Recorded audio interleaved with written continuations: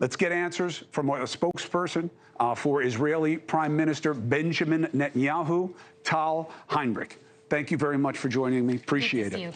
So much. Let's unpack piece by piece. On the ground right now. What I haven't heard, the headline is, this wasn't just a hospital. How do you know? How can you show?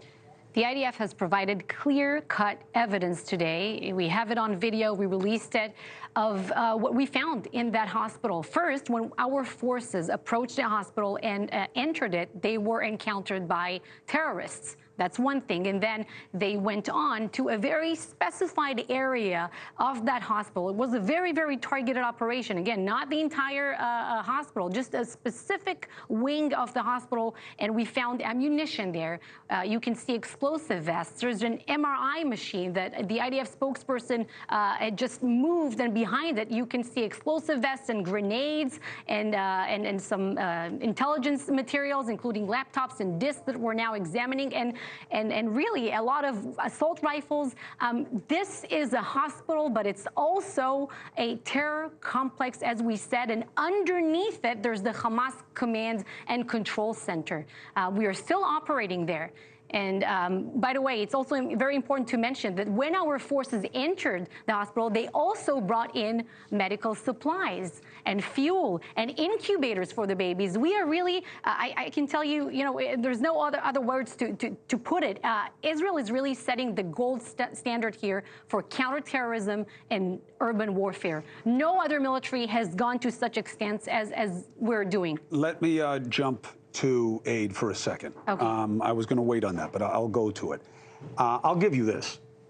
Nobody has been scrutinized the way Israel has been for how it's conducting itself post a terror attack. Whether it's the gold standard will remain to be seen. There's certainly plenty of criticism. I'll ask you about that in a second. But on the aid side, there's a report out. I tried to get the guy on the show tonight, but the hours over there, I don't have to tell you.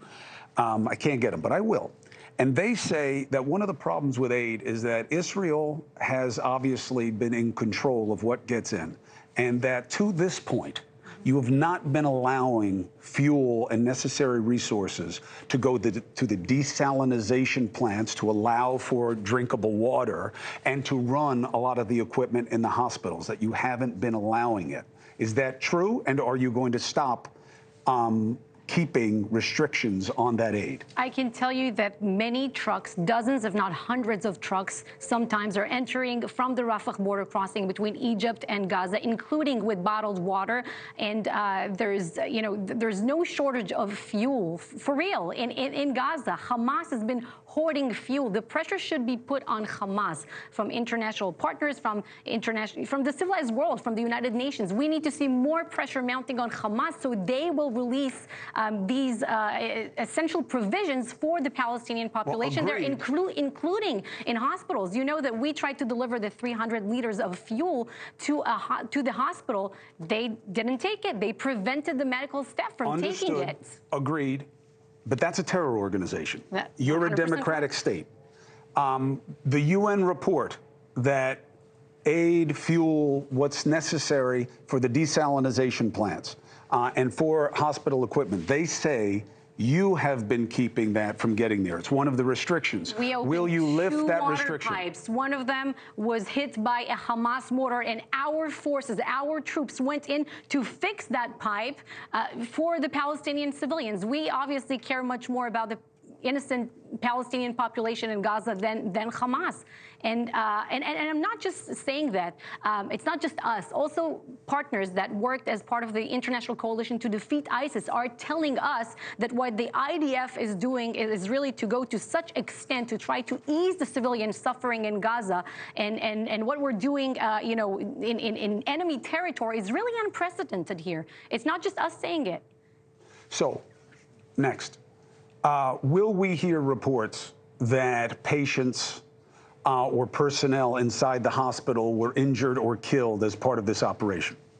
We don't want to see anyone being killed, any civilian, and there's no... But in this operation, do you know of any yet?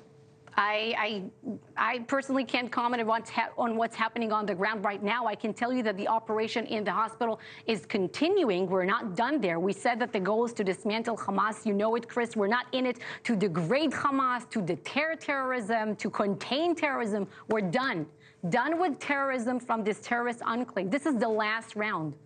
Hey, thank you for watching.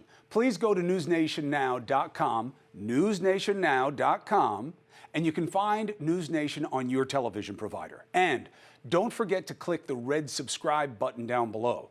Then you will get more of News Nation's fact-driven coverage.